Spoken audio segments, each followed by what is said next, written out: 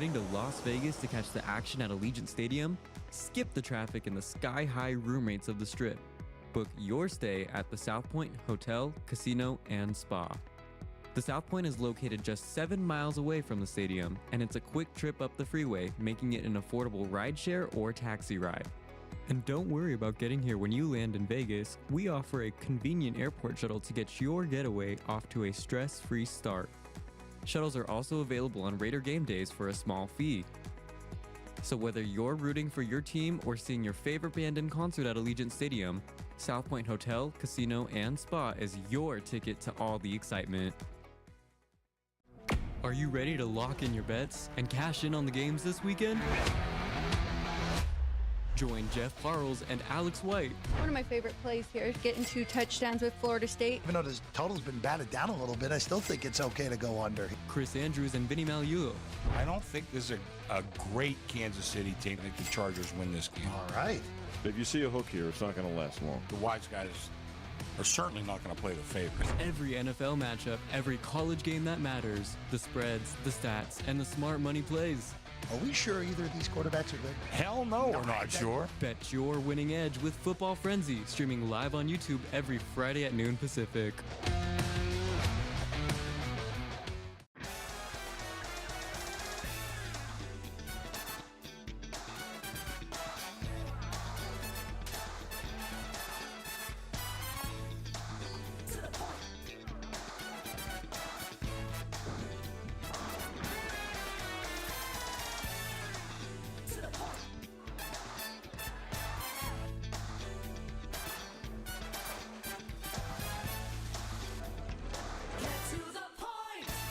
Ready to bet smarter? Get sports betting tips straight from the South Point Hotel and Casino. I like the Commanders at 3. I know if it hits 7, don't blink. Maybe that's what bettors are waiting for. The wise guys were all over Florida last week, and they're against Florida this week. That's not a common pattern. I think these teams could score a lot. I would look at the over. I'm very high on Tampa Bay. I think they can go there and they can win this game. Subscribe for free to Sports by the Book on YouTube. Your winning edge starts now.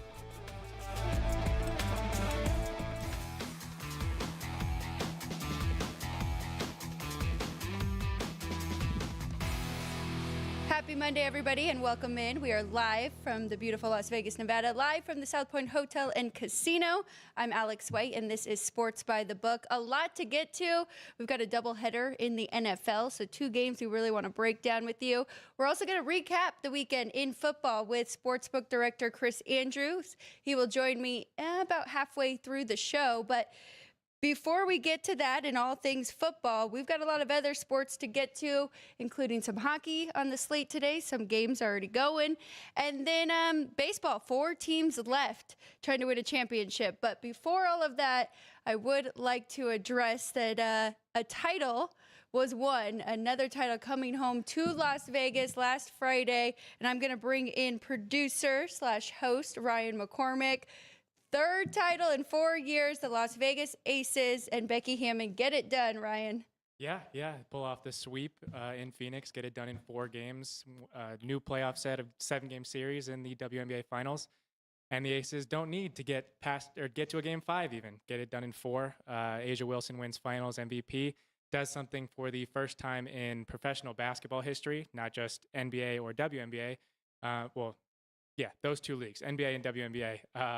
A'ja Wilson not only won league MVP this year, leading the league in scoring, so she's the first player to win league MVP, league defensive player of the year, lead the league in scoring, lead her team to win the championship in that season, and win finals MVP in said championship. So the first professional basketball player in the association's history to do so. And Jewel Lloyd is also now 10-0 in her finals games history, gets her 3rd title, not just with Las Vegas, but won 2 in Seattle in 2018 and 2020. So gets her 3rd and joins the other girls in the Aces that have gotten their 3rd now with their 3rd title in 2025. So, yeah. That's pretty crazy. And I'm glad that you did bring up Jewel Lloyd, of course, the big trade, and didn't work out right away. And we all know the Aces struggled to start the season, but found a way, and a lot of good teams now in that league. So excited for what's to come. And a lot of injuries with some of the other powerhouses, but still,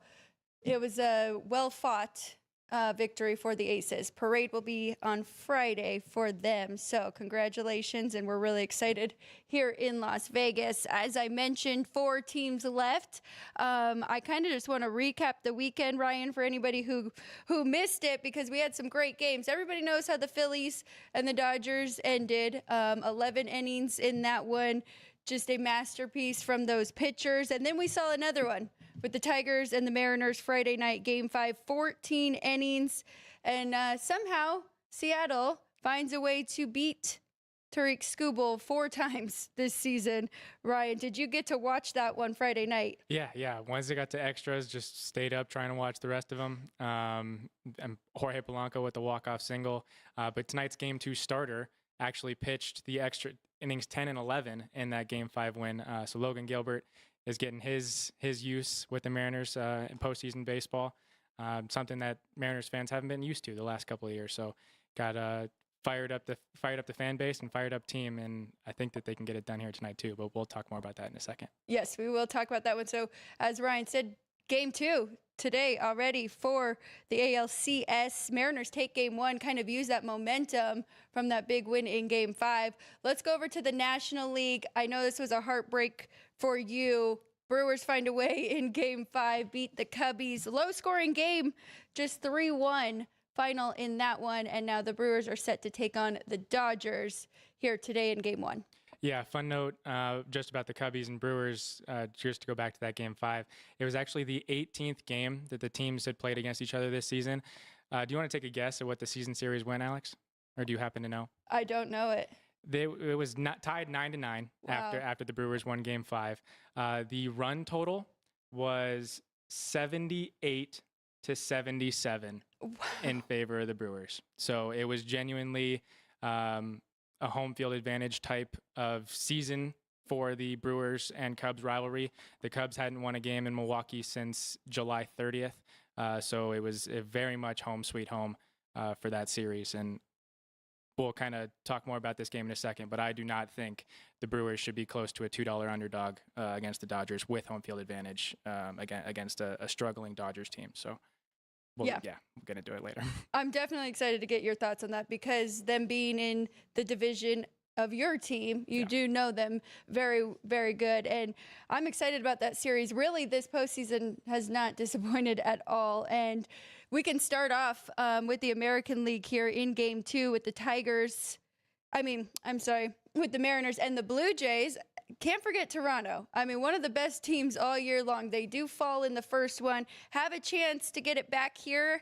Logan Gilbert, as you mentioned, second start, third appearance in the postseason for him. And then the rookie on the other side, Trey Savage. He's been fantastic, made his postseason debut against New York in Game 2, 5 1/3 scoreless, hitless innings while racking up 11 strikeouts. So it's going to be tough for this Mariners team, but their bats have come alive definitely in this postseason. Jeff talked about it a lot throughout the season, but really the trades that they made, I think were probably the best of any team, and we're seeing it show up now when it really matters here in the postseason. So are you leaning to Seattle stealing Game 2 in Toronto? So going into the year, I'm in a dynasty baseball fantasy league. So I look at college prospects and hope we have full minor league rosters, whatever. You guys don't necessarily care. But I did happen to draft Nick Kurtz and Trey Savage with my picks this offseason. So I was completely enamored with the two of them. Trey Savage has an electric arm coming out of ECU, and we saw it getting him over double-digit strikeouts in his debut coming up with the Blue Jays earlier this year. And so finally getting a postseason start, I do think he's going to be able to shut down this Mariners lineup that's been kind of feast and famine throughout the year. We know that they've kind of lived and died by the long ball, but they have won the last 2 games that they've played in the postseason baseball, playing small ball and being able to just get the bat on the ball, put it in play. But I do think Trey Savage will be able to handle that tonight, and Logan Gilbert will also be able to do that on the other side. So I'm more looking at the total in this one, looking at the under 7.5. I do think this is, it's playoff baseball. It's going to be much more competitive. Granted, Logan Gilbert might not go very long because he just pitched on Friday. But that bullpen is still fantastic. We know that the Blue Jays lineup is very good, but they struggled last night. So I tend to lean to playoff pitching, and that this one will go under that 7.5 tonight. I don't hate that at all. I do agree with you, though. A little concerned with Logan Gilbert not getting the full days of rest. And, I mean, that is why you want to get those series done as quick as possible. And the National League has kind of been the luckier with how the days have been spaced out. But I do like I like Toronto's side, definitely. I kind of like that -130. You're paying a little bit more, but for the first 5 for them to have the lead there, because, I mean, Yu Savage has just been so dominant, and I really think he'll come out there at least for 5 innings. And like we said, we don't know how long Gilbert is going to go. They want to get one at home. That is the whole perks of having home field here. So they would rather be tied up before going back to Seattle. So I think that is a good spot for them. So Ryan's leaning under for the full game, and I am leaning Toronto. They're probably going to make my board and get a bet slip in there sometime today. -120, -130, first 5 for Toronto for me. Going over to the National League with the Dodgers and the Brewers. Milwaukee has not named a starter yet. I believe it will be Quintana on the bump. So lefty versus lefty, because we do have Blake Snell. Second time this postseason with the series opener nod. He has just been tremendous. I do think he is their best pitcher right now. Yamamoto, very close, but Phillies did get to him in his last start. Blake Snell has just been so good in the postseason. 13 innings, 2 runs, 5 hits, 5 walks, while striking out 18. That's going to make it tough for Milwaukee here. Ryan, what are you thinking? We got $1.50 for the Dodgers, total 7.5. Yeah, granted, they are a division rival of my favorite team, but I am with the Brewers all the way in this series. Home field advantage. The Brewers did not lose a game to the Dodgers in the regular season this year. They swept them 6-0. So I don't understand why the Brewers in this series are almost +190 or +185, depending where you get it.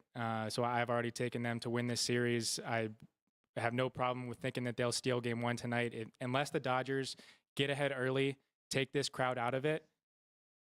If the Brewers crowd is able to get into the head of Blake Snell, the Brewers are going to be able to put bat on the ball and just continuously rally through the lineup. And it doesn't really matter that they haven't really been able to, for the entire season, barrel the ball and get long balls, but they beat the Cubs in Game 5 with 3 solo shots when all 4 runs in that game were by solo home runs. So they're hitting the ball when they need to. They're getting the power when they need to. They're getting guys to step up when they need to. And this mantra of them being average Joes isn't necessarily true when they have a former league MVP in Christian Yelich, have several number 1 top prospects throughout their lineup. So I think the Brewers are getting slept on, and there's no reason they should be almost $2 as an underdog to win this series. I like that a lot. Looking at it more from the series, of course, best of 7, now that we're into the championship series, +190. I lean a little bit to the Dodgers getting game 1. I'm wondering if I should wait and get a really inflated price. It's going to be tough, just the pitching matchups, and we've seen what the Dodgers have done out of the bullpen since the struggles and using more starters, and it's worked out really well for them. But I do think the Brewers on the other side, we get Freddie Peralta tomorrow up against Yamamoto. That's a great pitching matchup. Mizorowski's been great in the postseason. His control has been a lot better than what we saw early on in the regular season.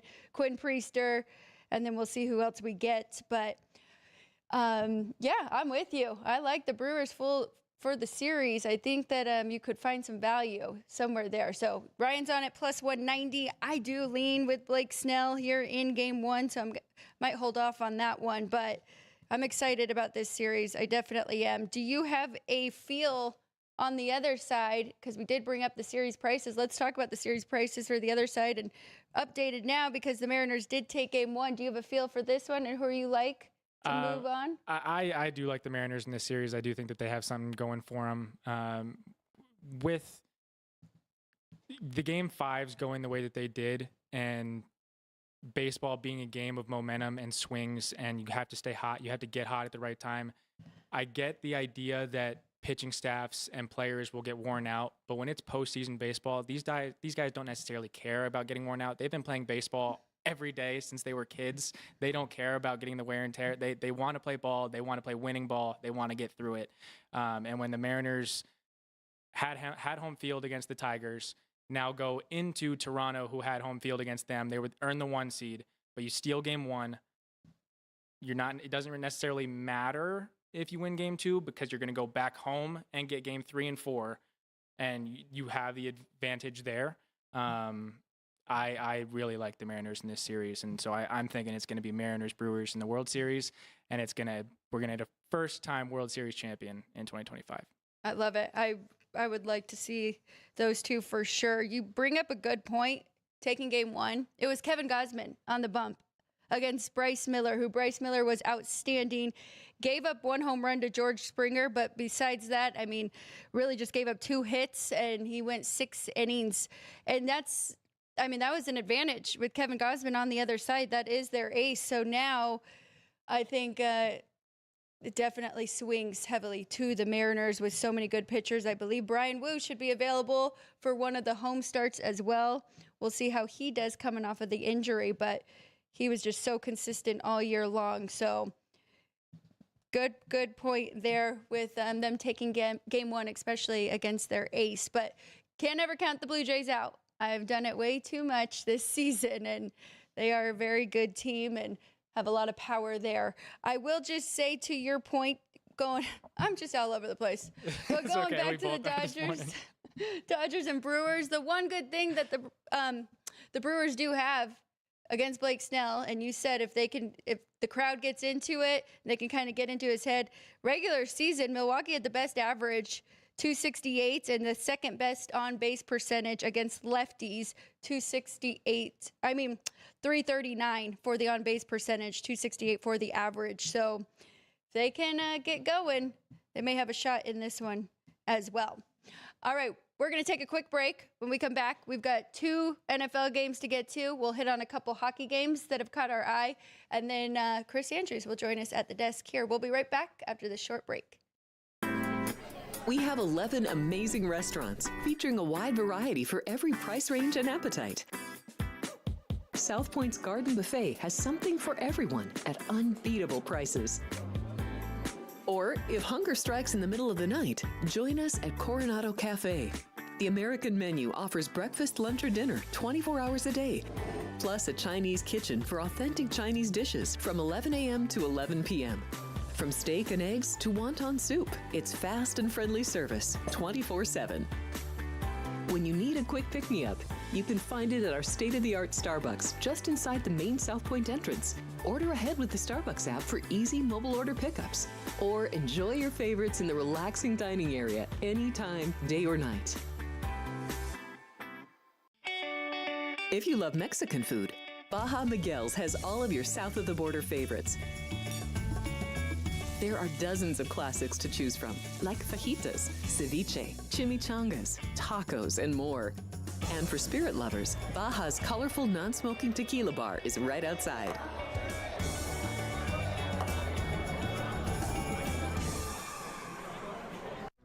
Are you ready to lock in your bets and cash in on the games this weekend?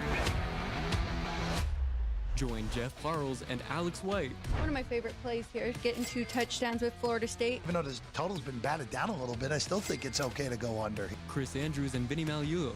I don't think this is a great Kansas City team that the Chargers win this game. All right. If you see a hook here, it's not going to last long. The wise guys are certainly not going to play the favorite. Every NFL matchup, every college game that matters, the spreads, the stats, and the smart money plays. Are we sure either of these quarterbacks are good? Hell no, we're not sure. Bet your winning edge with Football Frenzy, streaming live on YouTube every Friday at noon Pacific.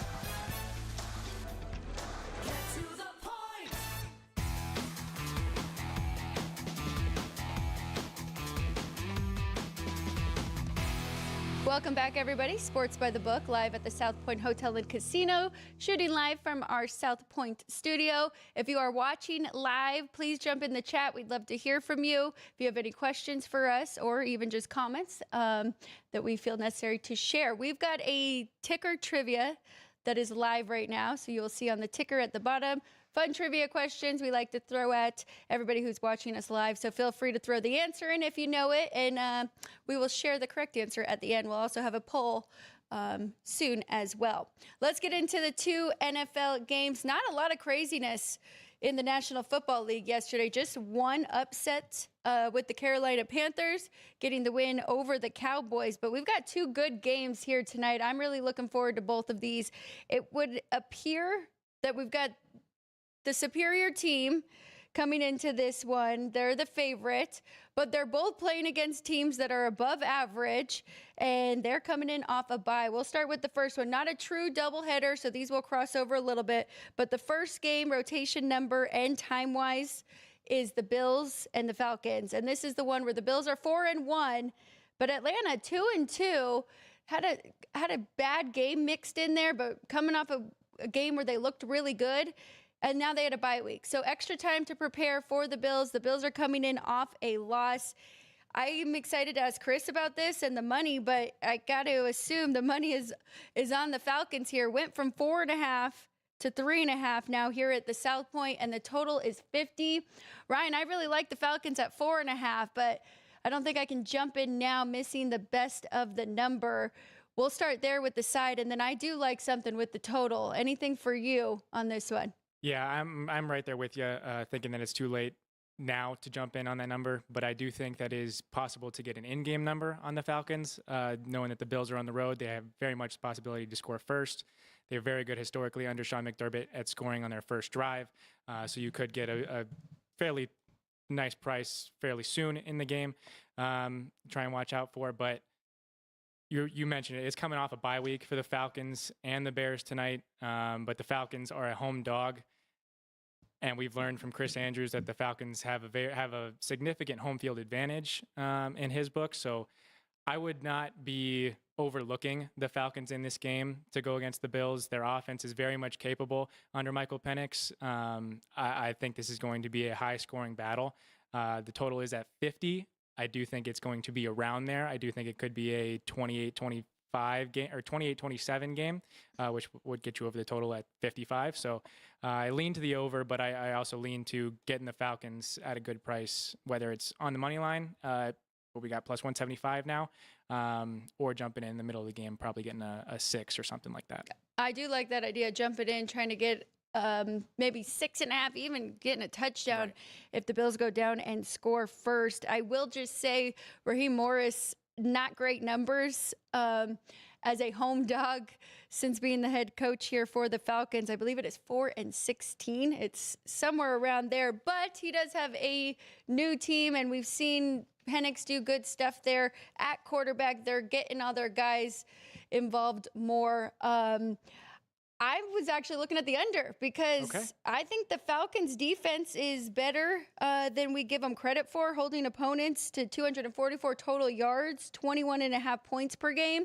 And on the other side with the Bills, 22.6. I think this is going to be a heavy run script from both sides, and looking at their average time of possession on offense, Buffalo 34, Atlanta 33 and 30. So I think both of them are going to try and run the ball, control the clock, and potentially can't get all the way there to 50. Kind of like we saw with the Lions and the Chiefs last night. I mean, you're expecting fireworks, and the Lions' first drive ate up, I can't even remember, 8 minutes of that first quarter. I think both of these teams are going to try to do the same. Maybe looking at some running backs there, and we do have some props here at the South Point, whether it is team related. If you're looking at point spread props, longest touchdown, team to score first. Wow, minus 110 on both sides. That is very interesting there. Or we do have actual player props, Michael Penix Jr., Josh Allen, James Cook. Have to always look to James Cook. We know that the Bills are actually a run-first offense now with Joe Brady there running the offense. And then on the other side, Drake London, Kyle Pitts, trying to get everybody. I really like Bijan Robinson, though, in this game, and I think that is where the Bills can be had. Looking at their opponent, yards per rush, 5.6 yards a carry compared to the Falcons, 4.6. But it's tough to slow down James Cook, that's for sure. But it looks like we're both leaning the same way, sidewise, trying to get more points there with the Falcons. 2-2 on the year, kind of desperation mode, right? They don't want to go under 500, but the Bills on the other side coming in off a loss. After watching the Patriots yesterday, pretty impressive with New England. So might have more to do with the Patriots than anything. Let's go to the second game. Bears, Commanders. Let's start off, Ryan. I know this one's important to Chicago. I kind of said it in my standalone video. Hail Mary win last year for Washington. You got to imagine, and I probably should have taken this into consideration, this game might have been circled for the Bears for a while coming in. Yeah, just a little bit. I mean, we've got the two quarterbacks drafted together. That going into it. But it's also pretty much the exact same formula as last year for the Bears, just under a different head coach. Matt Eberflus, bye week, Washington. And kind of going into it, didn't have things going well, going into the bye week, going into Washington. And that game fell away from him. Hail Mary, everybody knows everything that happened, all right? But Ben Johnson has added a different hunger to this team. And I think when you have the whole offseason as players leading up to this, and then you add that type of head coach, and then the bye week, this team should be much more prepared than they were last year and hungrier themselves as players. So I think this 5.5 is too much. I think this is going to be a much closer game. I think the Bears should be a lot hungrier than they're being given respect for. But granted, their defense has been awful. They cannot stop the rush, and the Commanders are a very good rushing team, and they have all kinds of weapons to be able to get the ball in very different facets or very different ways. Don't need to push the field a lot. Get things done at the line of scrimmage, and the Bears' defense has been susceptible so far this year. But the thing that they've been very good at and been top 3 in the league so far this year is forcing turnovers. And if they can get that done, force fumbles on Ja'Cory Crosby-Merritt, or force an interception or a fumble from Jaden Daniels, the Bears should very much be in this game. I went under. I mean, I laid the 4.5. I don't love it now at the 5.5. I know it's not even really a key number there, but I guess just looking more into it, and you brought up the defensive struggles and looking at the Bears giving up 29.3 points per game on average, 379 total yards. I made the number higher, closer to a touchdown. Jaden Daniels gets a start against the Chargers. They beat a really good defense in Los Angeles, even though we're starting to see the cracks with them as well. But now, if you look at the injury reports, it looks like that bye week could really help Chicago. Are they returning some guys, and is it on the defensive side? Yeah, they should be getting Kyler Gordon back and Terrell Edmonds. So they're starting linebacker and one of their starting corners. They should be getting back for this game. But just to kind of caution you, I mean, I am a Bears fan, so this is the homer in me saying that it's too many points to give Washington. But this team has kind of shown, or the players have shown, that they do kind of quit when they get behind the sticks. So if it does get ugly early, it may stay ugly. But with how the game ended last year and everything going into it, I would like to think that the Bears have a little more self-pride and they won't let it get away from them. So I'm also rooting for that to be the case. So I wouldn't necessarily advise taking the 5.5, but I will be. So what are we looking at first half here? Maybe this is a first half for the underdog to cover, come first out half, hot. Total 24.5, 3. Washington -3. Oh, getting 3 there with Chicago. I do like that a little bit more. Lean a little bit to the over too. With the bye week, I think Chicago will have a good first drive scripted up, and maybe can continue that going for a few quarters. And Washington, I know we still have injuries with the weapons, but they have found ways, and Debo's been great. So he was questionable, but I believe he is going to play. So yeah, we will see. We're actually going to take a quick 1-minute break. We're going to bring Chris Andrews in. We'll get his take on tickets, money for these two games, and then we will recap the weekend for college football and NFL in just a minute when we get back here on Sports by the Book. Heading to Las Vegas to catch the action at Allegiant Stadium? Skip the traffic and the sky-high room rates of the Strip. Book your stay at the South Point Hotel, Casino, and Spa. The South Point is located just 7 miles away from the stadium, and it's a quick trip up the freeway, making it an affordable rideshare or taxi ride. And don't worry about getting here when you land in Vegas. We offer a convenient airport shuttle to get your getaway off to a stress-free start. Shuttles are also available on Raider game days for a small fee.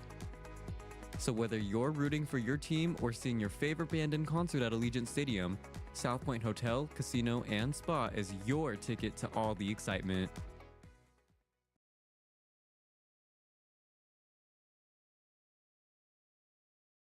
Ready to bet smarter?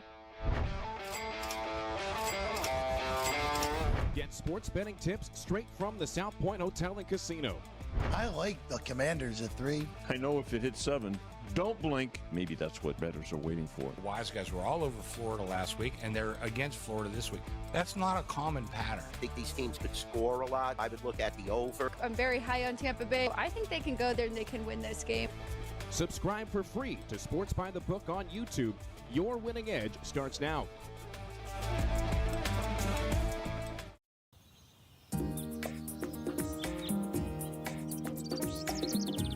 South Point is also proud to provide a variety of relaxing amenities for the guests who want to be pampered. Soak up the sun and let your stress melt away in our lagoon-style paradise swimming pool. A relaxing getaway where you can bask in the desert sun and enjoy seasonal food and bar service poolside. And if you really want to escape, come to Spa Costa del Sur. From couple suites to a co-ed wet area, our spa caters to business and leisure travelers who want to unwind and elevate their senses. A visit to one of our spa's steam, sauna, or whirlpool treatment rooms will leave any guest feeling like they can take on the world.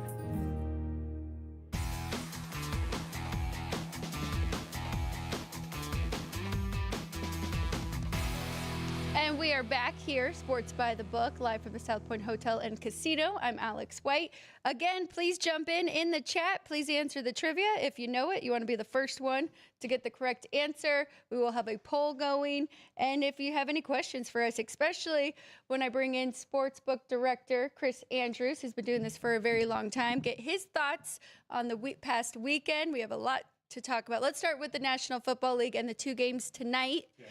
It looks like the bettors like the favorite in the second game with the Commanders, now 5.5-point favorite. Open at 4.5 up to 5. Okay. You seeing buyback on the other side? Not yet. Okay, so we're trying to get that Bears money. 6. Okay. And they might get there. Okay. Yeah, so far it's been all Washington. All Washington. Coming off a good win over the Chargers. Mm-hmm. But the Bears, of course, had a bye week coming into this.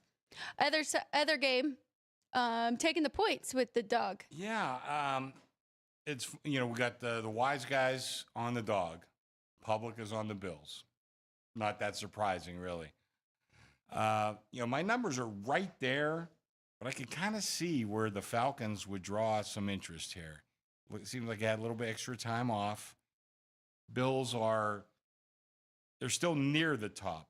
I'm not sure, but they're not at the top anymore. So they've come down a little bit to earth.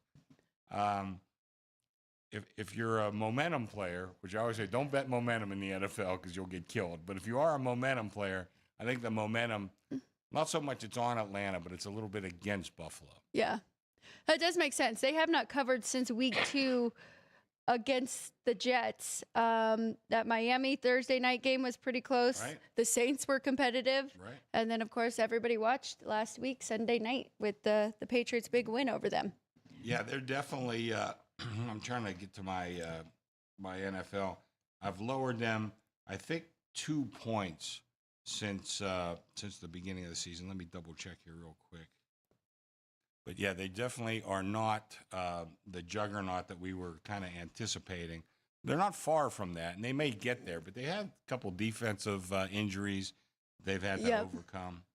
So I can't get this thing to open. But anyway. Brian, did you have any questions for Chris regarding either game tonight? Tonight, just if you had seen much action on player props from either of the games tonight. Not yet. We just put up a whole round of props this morning. So, we'll usually pick some up by this afternoon. We have a great schedule today, too. A couple baseball games. Yeah. It's Canadian Thanksgiving. I ran into some Canadian friends on my way down here who are here for the weekend. It's their holiday. Nice. So, I think we're going to have a real busy day. So we don't have much yet, but I have a feeling that's going to change quite a bit by post time tonight. And by the way, I love the two games. And I've been saying it for a long time. Half the games suck. So if you have two games, you have a much better chance of getting a good game. Right. And by the way, our showroom, probably the best place in town to watch a game. And I'm, dead serious. Best TV in town. With the crossover, how does that work? Tonight? Yeah. Well, Mike Libinati runs that room, so we'll see what he does in the showroom. I know we'll have everything on in the sports book. Yes. But no, you're right, because then if one of them is kind of a blowout or a dud, you just flip over to the other one. Yeah. Not everybody is has two screens going on, right, and has that nice setup. So Yeah. it does work out. Next week we have another doubleheader that is a true doubleheader in the NFL. Time-wise, you mean? Time-wise. Yeah. So it's a I late like them start both for at the the same second. time. I really do. Yeah. Well, let's get into yesterday's before we get to college football. Not a lot of craziness. Denver didn't cover. That was a really ugly game. That was a terrible game. That was a bad one there. The Denver, Jets had minus 10 yards passing. Is that correct? it was something like that. Something ridiculous. And everybody else won as a favorite. Good win for Pittsburgh. We talked about the spot there. Colts get the win, but Arizona looked pretty good with Brissett. I've always liked Jacoby Brissett. I mean, I know he's not a legit NFL starter for a playoff team, but he is definitely one of the most valuable backups. And you look at he's been around like 8 years, and he's a pretty good quarterback. I thought he was going to lead them to a victory yesterday. Yep. I'm glad he got the cover anyway. That helped us out. So that was good. Ravens still cannot cover their second week without Lamar Jackson and all the injuries. So the Rams get that one 17-3. Yeah, their defense did play a little better. Yeah. I mean, you got to give them some credit there. Yes, they did. You're right. Good Rams offense to hold them to 17 points. And it was tied at the half. So they were in that one. Seattle gets the win. That was one everybody had their eyes on to see who was real between the Seahawks and the Jags. Yeah, I wouldn't say that the Jags aren't real, but I think the Seahawks are very real. Right. That's my assessment. I think the Seahawks are very impressive. It'll be interesting to see what happens in that division. Right now, Yeah. of course, the Niners Boy, with the talk about slight lead. injuries. Yes, and now the injuries are piling up again. Oh, they with the linebackers, Fred Warner. Warner. Yeah. I mean, a lot of guys consider him the best linebacker in the NFL. Such a big key to their defense. I had to lower them a point just on anticipation. Well, they have a lot of injuries, but the Warner injury is just that's going to be impactful. Well, I Fred, do- Fred Warner's only missed one game his entire career. Oh my Is that God. right? Yeah, so them losing him for the rest of the year is going to be a pretty big loss for them. Should get George Kittle back soon, so might help on I that don't know. side. I'm not sure. but- Yeah, I don't know. Still going down the list here, the Chargers found a way to beat the Dolphins, and as I mentioned, the Panthers, big. They were only a 3-point dog, but good Yeah. win for them. But, if you looked at some of my analytics, and I haven't redone them yet, the Carolina's sneaking up the rankings a little bit. That's a team that is improving. I'm still not a Bryce Young fan, but he played pretty good yesterday. But he went against the Dallas defense, which even Russell Wilson had huge numbers against that defense. So, but let's not go too far with that. But he is improving, and the team is improving. It was Dallas and Baltimore. They were 31 and 32. I can't remember which way going Yeah. into that weekend. So we'll see after you Yeah. update. But of course, doing more defensive and offensive efficiency stats, and we'll keep everybody updated on those. Yeah, but throughout the Carolina's week. sneaking up a little bit. Yeah.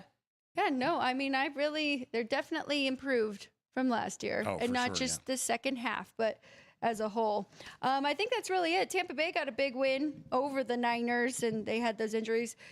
The Raiders got their first home win, which They took care of business. They They took weren't care of overly business. impressive, but they took care of business. Then the Patriots, they got the cover against the Saints. The Saints remain to be competitive, though. So Saints are much more competitive than we thought this week or this year. I do, this week is going to be interesting, though. You got the Patriots at Tennessee. Does Mike Vrabel hold a grudge? I've heard that he is known to hold a grudge. Ooh. And, he might have the right opponent to have a chance to run it up. So we'll see what happens there. I would keep my eye on that one. Jets are hosting Carolina. And they're a small favorite. Not anymore. Okay. Carolina's gone to a 1-point favorite or 1.5 in some spots. Okay. Because I did see that, and I said the winless Jets are a small favorite. Well, here. I always say, Alex, and, I don't know about your handicapping. I know mine. Power ratings just give you a place to start. So my power ratings, pure power ratings, had the Jets 1.5.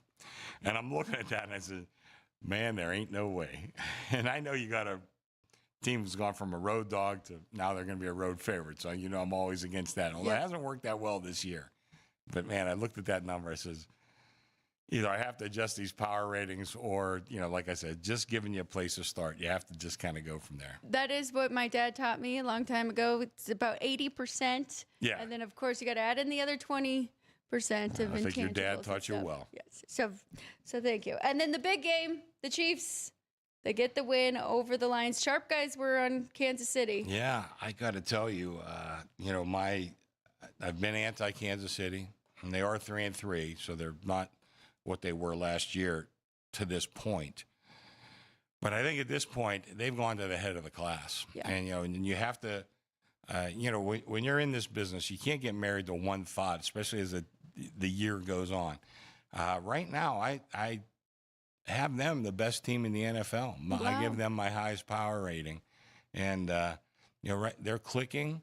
They've had some injury issues. They seem to be getting healthier. They still got some guys with some issues. But right now, I think that's that at this point in time, week 7, I think they're the best team in the NFL at this point. It's hard to argue. It really is. And a lot of the AFC teams have underachieved so far. So when you anticipated maybe a Super Bowl hangover, you expected the Baltimore Ravens to be fighting them to be one of the best in that conference. The Chargers have had their injuries. The Broncos, maybe Bo Nix is seeing a little bit of a sophomore slump. It hasn't been overly impressive. We talked about Buffalo dropping down a little notch, little notch, but they did definitely drop down a notch. Yeah, Buffalo will probably be there. The Colts right now, if the playoffs started, the Colts would have the 1 seed. And Tampa Bay would have the 1 seed on the other side. We still got to see a lot of things with the Colts, but I mean, I'm starting to believe more and more. But they struggled yesterday against a team they probably should have handled a little easier. But you can't I don't want to just go by one game. But they're playing well, and Daniel Jones is doing a good job, and I think Shane Steichen right now shows that he's one of the best coaches in the league. Last thing is the Steelers. Were you impressed with that win over Cleveland, or what were your takeaway? Because they would actually, we still have games tonight, but they would be the 2 seed right now. I don't want to jump in on anything, but I'm getting more impressed. And one of the things, and as far as when I judge certain things, I have to read experts and take their opinion, because I don't want to pretend like I'm a scout or anything like that. But from what I've read, they're telling me that this offensive line is coming together. I've talked about it from the beginning of the year. They have invested a lot of draft capital in it. It has not blossomed yet, but maybe it's starting to blossom. And I've said from the beginning, listen, you got a 40-year-old quarterback, you better protect this guy. But they're running the ball a little bit better. Seems like that offensive line's getting a little bit better. That's what I read. That's what I see. Yeah. And the defense is coming around. They didn't play well the first couple weeks, but they're coming around a little better. I don't know how far they can go, but, I'd say so far so good, but you got a 40-year-old quarterback. We got 12 more weeks to go, so let's see how he goes. 4-1 though to start the year, so not too shabby there for Pittsburgh. All right, let's go to college. A lot more to get to. Yeah. with college, and we'll start off with the shirt that you are wearing because Penn State took a loss to Northwestern, which was their third loss, second loss. Third loss. Third loss of the year. Yeah, that's right. In a row. Third loss in a row. That's right.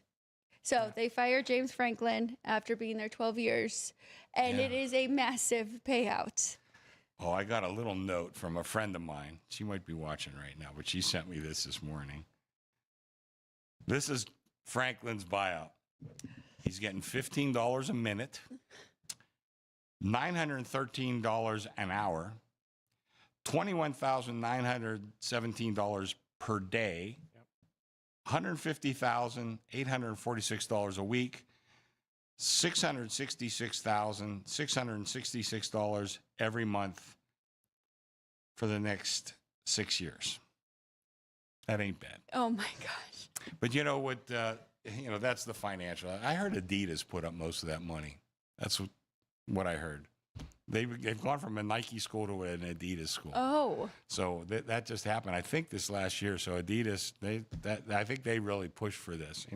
But whether they pushed for it or not, if you if you watched that game the other day, at the end of the game, James Franklin stayed on the field till all the players went in the locker room, and he was just kind of looking like, I don't know the right word, but like, forlornly, I guess, at the crowd and at the stadium and at the field. And even then you had the feeling like, I had said it, I think he's looking for a way out. And you kids out there, if you have a chance to get fired or quit, financially, it's a lot better to get fired. I can tell you right now. So, and James Franklin would be Exhibit A. Well, looking at his overall record, 104-45, pretty good. I hope that they don't regret this. It's, and because it's tough to have like an elite at the college football level. It's like a lot of guys right there in the middle, but they're expecting championships, and they just saw Ohio State win one last year, and that's what they their expectations. Ryan Day still has pressure on him. If he loses to Michigan again, he's going to hear about it. Forget that he won a national championship. You can't beat your rival. Yeah. Some people think that it's a lost season. So, I think the expectations are unrealistic in a lot of cases. Look at Florida. Yeah. They fired Mullen. There's a lot of other examples up and down the line. There's, what do we got, 135 schools? One of them is going to be the champion. Yeah, exactly. And it's hard to do, I look back at, I think, when Franklin got fired, I think the time had come, but, he had a nice, put up a billboard or something in the local paper there thanking Penn State for all that. Listen, and obviously he's going to be he was already a very wealthy man. But, replacing him might be a little more difficult than what they just think they're going to plug in. Matt Rule's the guy that they're talking about a lot. He's done a great job everywhere he's gone, but he doesn't have any national championships. Right. And, it's hard to do. And look at Jim Harbaugh. He finally won a national championship. But he had a lot of pressure for like 5-6 years. They thought he was underproducing. So it's not easy to do. Well, and now there's a documentary whether if he did that the correct way. Ryan's hopping in here. I don't know if this firing was more about they think they can find something better. Obviously James Franklin has been a fantastic head coach, just hasn't been able to win the big games. But after losing to Oregon, he normally went into press conferences and talked about the scouting for the upcoming game. He didn't do that going into UCLA. He kind of missed it, and a reporter asked him about it, and then he was kind of, oh, yeah, and jumped back into it. And then they lost to UCLA and then lost on Saturday to Northwestern. So my point is, it kind of looked like he quit. Like the coaching staff kind of gave up after they realized that they didn't beat Oregon and that they weren't going to win the big one. They weren't going to get over the hump and win a national championship at Penn State. And it was more just the athletic department and the university seeing that and being like, all right, well, he's just going to go through the motions for the rest of this year, and it's not going to be a good look going into next year, trying to get recruits and all that kind of stuff. And you have to stay on your game. They have to bite the bullet and eat that $50 million and just get him out of the building and start anew. So I don't necessarily think it's about finding the next guy. It was just about getting James Franklin out of the building. To your point, when I said I thought he was looking for a way out, I said that after the Oregon game. Right. Yeah, I really did. I thought, like, yeah, I mean, at some point in his brain, he's thinking, I just can't get it done to please these people. Like if he was at, I don't know. I mean, listen, he came from Vanderbilt. If he came that close at Vanderbilt, they'll be building statues of you, but that's not the way it works at, Penn State, Ohio State, Michigan, USC, Oklahoma, Texas, those kind of schools. They want to win national championships. And, Penn State had, one during my lifetime, one for sure. A couple other undefeated teams that they didn't give them to, which when we were back in the voting days, I still resent some of that. But, I mean, it's going to be hard to get to that level for any school. But Penn State expects to get there. But, like I said, the teams I just mentioned, so does Texas, so does Oklahoma, so does, Ohio State and Michigan. And, just run down the list, I think that's a great point because for recruiting, transfer portal, all of that, you definitely want to be set up, and it is a long process, but also have to have realistic expectations each year now with the transfer portal and NIL because teams are going to have down years. I mean, it's just like professional sports now, right? Where some guys don't mesh well together. You're expecting all these 5 stars and all these transfers to just click. And some years they're not going to. Look at Florida State. Oh, yeah. Bad year last year, and now we're kind of seeing falling off this year. Falling off again this year for them. So, but bad news for Penn State as well. Drew Aller out for the year. Out for the year, yeah. So that's going to be tough. And going to Iowa. Well, Iowa was suddenly playing much, much better. Their offense finally put some points on the board. But besides that, they're playing well. And then after that, you got Indiana and Ohio State. And I was I'm texting with my friends. I'm thinking, holy crap, we're going to be 3-6. Jeez. Yeah, very unexpected there. Let's talk about Indiana. 30-20 win over the Oregon Ducks. Definitely had to bump them up. I'm excited. We'll get your top 10, and we always do our college football top 10s on Tuesdays. I got my first draft because this afternoon I got to go through the boxes a little more thoroughly. But I got to tell you, my first draft, I have Ohio State number 1, and I have Indiana and Texas Tech tied for the 2 spot. Texas Tech is really good. Yeah. They're real. They are. They had some injuries this last week. We thought that maybe Kansas could keep it close. But, again, I have to go through the boxes a little more closely. But it seems to me, I had that on one of my TVs. It seems to me like they dominated that game. Well, first half they did not, and then they made adjustments. Yeah. And then it was all Red Raiders in the second half. That's a good team, man. So, yeah, I am excited to go through those. We'll go through your top 10 tomorrow, but I'm not really surprised. Those 2 are definitely in my top 10 somewhere. Maybe not quite that high. Indiana's moving up, though, top 5 now. They were legit. I mean, it wasn't just some fluky win at Oregon. I mean, they beat them. Yeah. And, again, tough place to go. Well, Oregon had a pick 6. Yeah. And was it a kickoff return or punt return? Yeah, they had so they had a returner and a pick 6. Indiana still beat them. Yes, I mean, they beat them. Exactly. Yeah. So other than that, their offense really couldn't do much. So that was very impressive. USC, did they make it back to your top 10? Do you know yet? I have to go look. Okay. First draft. I mean, listen, I looked at this week's game. It's a huge game, obviously, at Notre Dame. I mean, I made Notre Dame 7, and I haven't faltered much on Notre Dame, even with those 2 early season losses. They're still a really good team. I even gave out Notre Dame this last week. You know what? They should have won by a lot more. They had 3 trips, I think inside the 5, and came up with nothing. So they really dominated that game, even more than it showed on the scoreboard. Both of us were on USC, though, 31-13 win over Michigan. I was bummed because I made my numbers, and I won't be on USC this week either. The number's right there. That's what it is, right? Notre Dame, about 7 and a half? It's 8. It's 8 right now. Like I said, I made it 7. 8's not enough for me to pull the trigger, I don't think.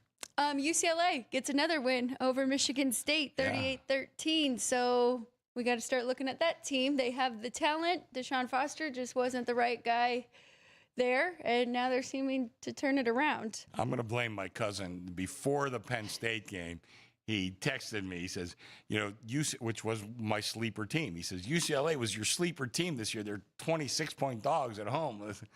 And I kind of joked. I says, well, I when I said they were a sleeper team, I thought they'd be in a coma, is what I thought. That was a joke. Yeah. But halfway through the first half, I texted him back, I wish they were in a coma. They're giving Penn State all they can have. Was Penn State down 17, I think, at the half, or 20, whatever it was? I know it was more than 2 touchdowns. So that is funny, Chris, because when your sleeper team, you're looking at the power rating and the talent, and you weren't wrong. They just took a month to get there. That's right. So we'll keep an eye on them. Let's go to the SEC. Okay. Texas, Arch Manning, much needed win here, 23-6 versus Oklahoma. Now, Mateer did have 3 interceptions. Yeah, he wasn't himself. Exactly. Yeah. So I don't know what to really take from that, but it was a big win for the Longhorns.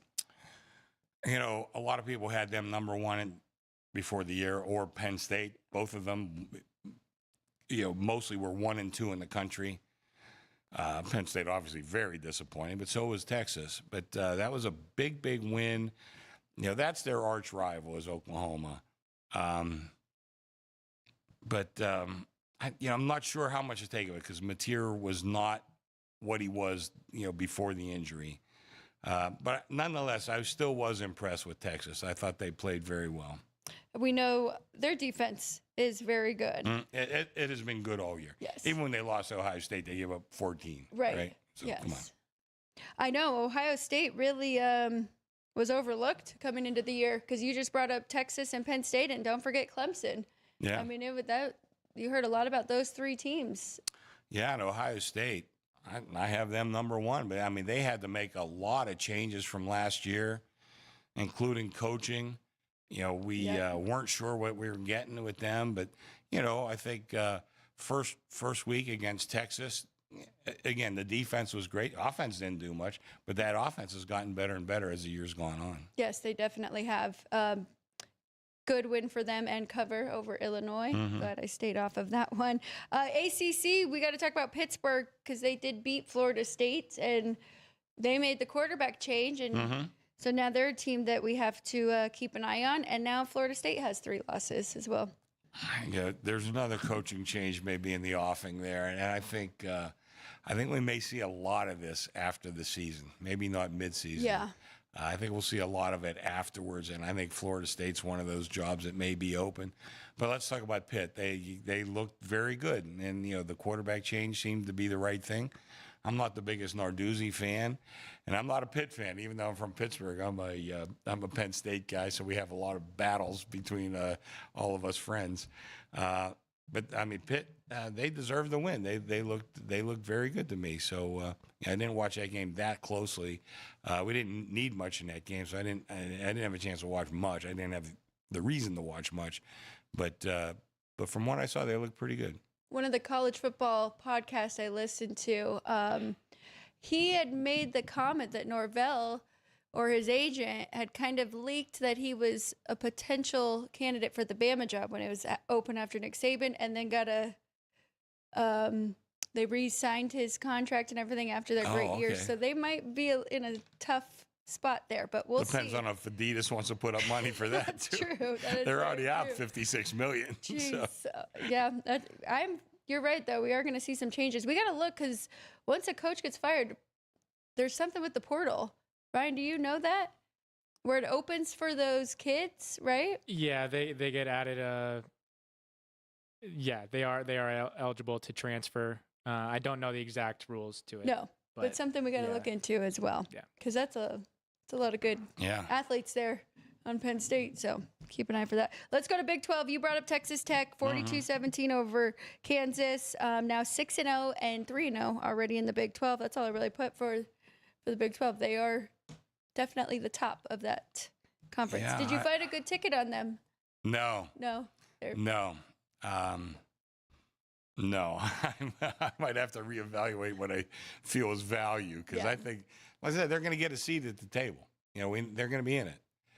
Probably with a home game. And then kind of go from there. And then I think they're viable, man. I mean, listen, you know, we're talking about 20-year-old kids, 21-year-old kids. We're not sure how good anybody is at this point. I mean, I think we're pretty sure Ohio State's good. Pretty sure Indiana's good. You know, thought Oregon was great. I mean, but they didn't play great this last week. I mean, they showed that easily they could get beat. You know, I think Miami's really good. Again, maybe the best offensive line in college from what I read. Yeah. I think we have coaching questions there, though. You know, maybe he would blow a big game. I think that's you know, definitely in the realm of possibility. So I think Texas Tech, I don't know how far down you put them. I mean, I think they have a real legitimate chance to win this thing. I mean, their winning margin is very impressive so far. Someone did ask in the chat, too, about Baron Morton, because now we will check on the status for his injury. But it looks like the X-ray came back negative. Oh, for Texas Tech? For Texas Tech. I know there's But we saw the backup already against Utah. Not a huge drop-off. Not a huge drop-off at all. And that was probably the big question mark coming into the year. We didn't know much about these quarterbacks, but actually both look pretty good. Yeah. So, you know, I wouldn't let it drop too much. Yeah. And then let's see what else we have in the chat. Indiana won the physical battle against Oregon. Somebody jumped in with that. And then Dean Hilt was talking about Kansas City. And as long as Mahomes stays healthy, and now, you know, they get Rashee Rice back. You're right. That's going to be big, too. Yeah. Ryan, is Chris Jones hurt, though? I don't know. I'm not sure what was going on the sideline there. Yeah, the last 2 games. Yeah. We've seen. Yeah, he ran out of gas the game before. You know, I mean, that may just be, you know, playing him a little less during the course of the game to save him for that fourth quarter. Yeah. You know, managing his time a little better. But yesterday it looked like there may be an issue. And he's, you know, definitely one of the best defensive linemen in the league. Well, I'll jump in on the Chris Jones things real quick. I have seen a little bit of their content from their practices, and he and Karlaftis had a very outspoken back and forth, like chirping back and forth with each other during preseason. So I do think Chris Jones' leadership is being questioned in that Chiefs locker room. So I think that's the fallout we're seeing on the sidelines in games. But I also did look up the transfer portal rule. Yeah. So for Penn State athletes, it's a 15-day window that starts after a new head coach is announced. So players are still not necessarily stuck, but they are stuck at Penn State until the school announces who their next head coach will be. Yeah, that probably won't be till January. Yeah. So they have the interim in place, and then once they announce it, then they get that. Okay. Yeah. Very good. Thank you for that, Ryan. Anything else from college this past week? You know, I think we covered most of it. Yeah. Looks like a good week coming up. Some really good games. Yeah. And, of course, we have the new AP poll, and we talked about Indiana. This is the highest they've been in the AP poll. Now they're 3. 3? Yeah. So 1 is Ohio State. 1 is Ohio State. 2 is Miami. Yeah. And they have not reached my top 5 yet. No, they have. I think I have them 4. I'd take Texas Tech over Miami. 4. I got to tell you, that's. Well, we don't have. I hope Bear isn't listening because you know he'll chew me out about that one. They don't have very many competitive games left to really get a good feel for Miami. Them. Yeah. What we've seen now, that's what we get. But okay, that's it for our recap. I think Ryan and I are going to quickly go through some hockey, but I'll let you go back to work. We appreciate you, and we'll get your top 10 college football tomorrow. Yeah. Give me till the rest of the day. I got a lot of stuff to go through, so that's okay. We like to do that on our Tuesday, so come join us tomorrow, Sports by the Book, for both of our top 10. Quick 1-minute break. When we get back, we got some hockey to talk about here on Sports by the Book, and then we'll check in with the chat as well. Trivia, poll, all that good stuff. We'll be right back. Ready to bet smarter? Get sports betting tips straight from the South Point Hotel and Casino. I like the Commanders at 3. I know if it hits 7, don't blink. Maybe that's what bettors are waiting for. The Wise guys were all over Florida last week, and they're against Florida this week. That's not a common pattern. I think these teams could score a lot. I would look at the over. I'm very high on Tampa Bay. I think they can go there and they can win this game. Subscribe for free to Sports by the Book on YouTube. Your winning edge starts now.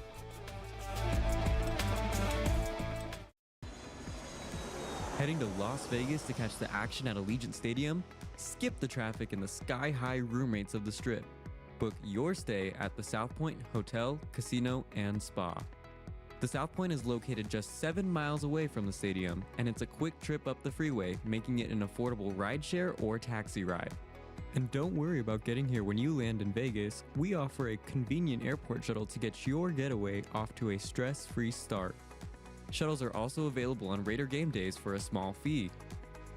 So whether you're rooting for your team or seeing your favorite band in concert at Allegiant Stadium, South Point Hotel, Casino, and Spa is your ticket to all the excitement.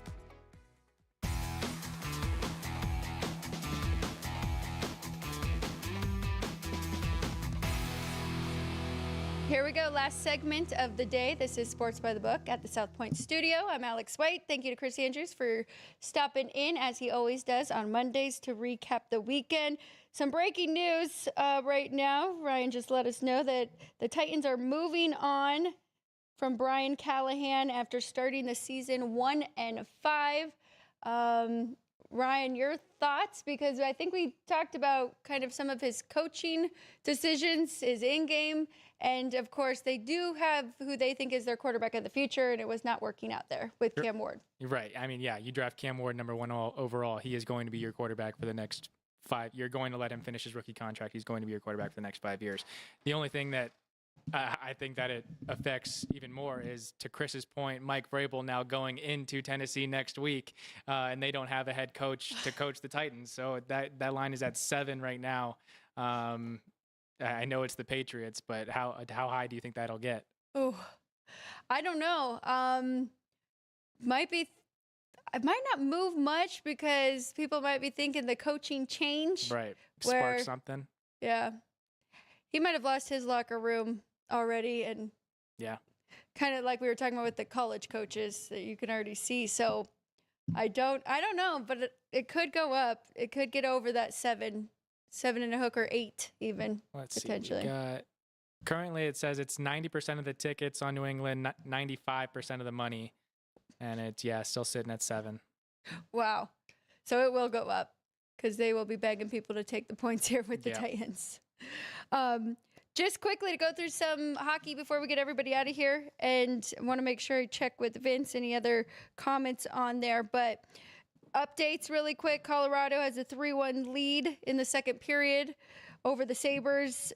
End of the first, Nashville, Ottawa 0-0. Tampa Bay 2-0 over Boston right now, and Boston had come into that game looking better than expected. We'll see if that was just a hot start for them, but Jeremy Swayman looks like Jeremy Swayman again. Winnipeg 2-0 over the Islanders. End of the first for that one as well.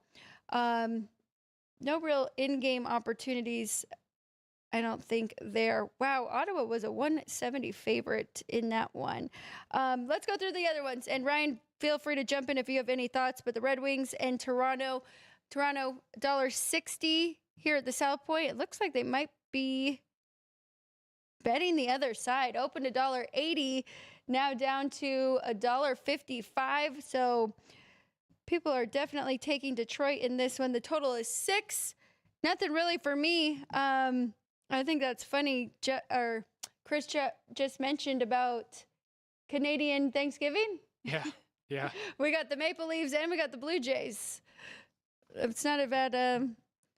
Not bad bets. We've also got the Canucks hosting the Blues as well. And he said he just ran into some people here in town for that as well. Yeah. Devils, $1.15 on the road against the Blue Jackets. Trying to see if I have any streaks up here, but it will be Markstrom versus Jet Greaves in that one. That looks right. It's pretty much a pick 'em. A coin flip game, so whichever one you like more. I do think we have more to see from the Devils than we have yet. That total is 6.5. Oh, it's down to 6. There might still be some 6.5s out there, and if they are, I do like going under that. I do think the Devils are better defensively than what we've seen, and Markstrom is a pretty good goalie there. 4 more on the list. The Panthers, big favorite here on the road against the Flyers. No Shark there. Ryan, are you surprised? Because Florida has some injuries, and it doesn't matter. We talked about their depth, but they still look so good. Yeah, I mean, and they've got veteran leadership all over that roster. So I mean, that team is very strong, and the Flyers are not. But it is the first game on the road for the Panthers this season, and it is the Flyers home opener as well. So you could take that into consideration. But I would still be on the Panthers in this one.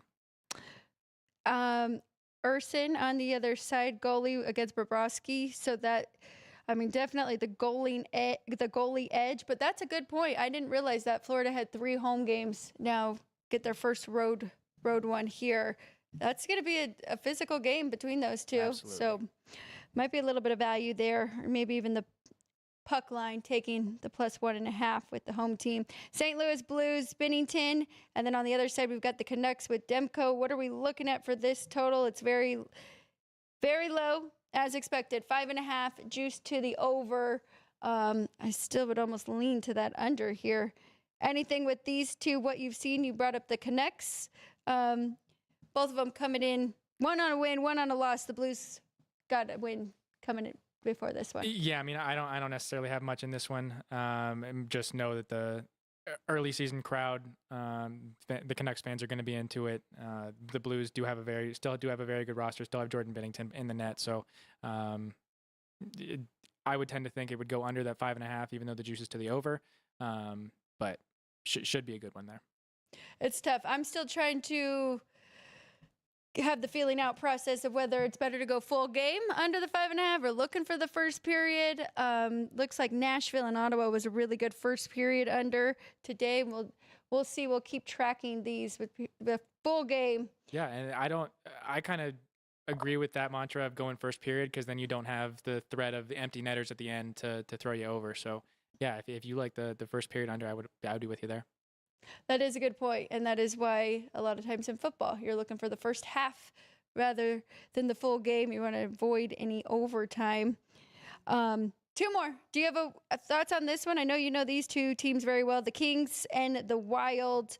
Pretty surprised that the Wild is just $1.20 in this one, and the total 5.5. Well, we've got them as a pick 'em here at the South Point. The total 5.5 to juice the over. But I nothing real in this one. These two are going to be very competitive getting towards the end of the year. So just figuring things out at the beginning of the year for these two. I think I like the Wild at that price. I know the Kings have looked better than expectations, but just want to remind everybody, Minnesota was really good last year and could have probably made a deeper run than they did in the playoffs, but they had a lot of injuries. And we saw them against the Vegas Golden Knights in the playoffs, and they're a very tough team. So I think with their getting their guys back, I think this is a little short on the home team here. So I'm going to jump in on the Wild. Last but not least, Utah gets their first win, if I'm not mistaken. I know they won their last game, going to play the Blackhawks. So Ryan, I'll throw this over to you as well. Total is 6. Yeah, the Hawks still don't have a win this year. They're 0-2-1. Did lose in overtime, but the way I'm playing Blackhawks game this year, I don't necessarily know when they're going to win and lose, but I would be looking at player props of Connor Bedard and Frank Nazar. Those are their 2 best players. They don't necessarily play on the same line together because they both can play center. But they are both on the power play together. So if you can get them near or around -130 just to record points, I play that automatically every game. I will be playing that automatically every game this year. If you can get around -130 just for a point, and then if you can get near -150 or above +150 for a goal for either of them, I love that as well. So Frank Nazar and Connor Bedard leading the way for the Blackhawks this year, and I think they both score tonight against the Mammoth. I'm excited for the season and you bringing that up because I do want to get more into player props for hockey. I think that there is some good opportunities there to cash some tickets and make some money. Exciting for the Knights, I know they're 1-0-2, but two guys, one of them leading in points in the league with Jack Eichel, and one of them leading in goals. So should all come together there for Vegas, I believe. Yeah, just they've got the forwards, they've got the offense. It's just going to be a matter of, do they have the defense to hold up, and will Aiden Hill keep everything out of the pipes? So, yeah, expecting a very good year for the Vegas Golden Knights again this year. Just a matter of, can they outscore their opponent? They're going to need to a lot this year. Pietrangelo, huge loss for them on the defensive side, so that is a good point and a good reminder, putting a lot more pressure on Aiden Hill there. Okay, I've got 2 plays here. I am going to add the Wild as well. So I've got 3 plays, 1 in each sport. I'll go -110 for my whiteboard here today on a Monday. And remember, Sports by the Book, 5 days a week, 10 a.m. to 11 a.m. Please join us live if you can. If not, and you're just catching the replay, still jump in on the chat. But here we go with my 3. Starting off in baseball, I am going with the Blue Jays first 5, -130. Slight pitching advantage. They also are going to try and take game 2 here at home. So I like the home team at that price. I'm going with the under. Small play here because it is scary going with Bills games under, but I'm going under 50 between the Bills and the Falcons. I think both defenses are just good enough. I think that number's gotten just a little bit too high. And then I'm going to take the Minnesota Wild -110 at home here against the Kings. So that is it for us for today. Ryan, thank you. I appreciate you. That was great. I think we went through 4 sports, if we're including the W. I know we got preseason NBA, but we got the actual champion to talk about today for the W. But, and thank you to Chris Andrews, as always, on Monday, stopping in. Thank you to the crew. Vince, I got to check on your stuff because I also have a trivia answer to give out. So let's get to that here, and a poll question that was answered. So trivia question today, it is basketball. The first game in the history of the American Basketball Association was played on October 13, 1967, in which the Oakland Oaks defeated the Anaheim Amigos 134-129. Which key scoring element did the ABA employ in its games that the NBA had yet to adopt at the time? In addition to regular usage of the slam dunk and an initial 30-second shot clock versus the NBA's 24-second shot clock, the three-point shot was a key scoring element that made ABA games stand out with fans. It wasn't until the 1979-80 season, 3 years after the ABA merger, that the NBA eventually adopted the three-point shot as well. I think I speak for everyone when I say that it was a good decision. I don't speak for everyone. A lot of people miss the hardcore defensive, but the Steph Curry era that everybody really enjoys. So congrats if you got that correct. That is the right answer there. The poll today, which player will go over their total receptions prop tonight? The options were Coleman with the Bills, over 3.5. Odunze with the Bears, over 4.5. Debo Samuel with Washington, over 5.5. And last is it Drake London with Atlanta, over 6.5. Rome Odunze was the winner with the Bears, over 5.5. with 43% of the vote. So very good. If you do really like that too, we've got the props here at the South Point. And if you do stop by, say hello to Chris Andrews and Vinny, who are always behind the book. Thank you everybody for watching. Andrew, Dog, Vince, Ryan, thank you behind the scenes. I'll see you guys again tomorrow, 10 a.m. here on Sports by the Book.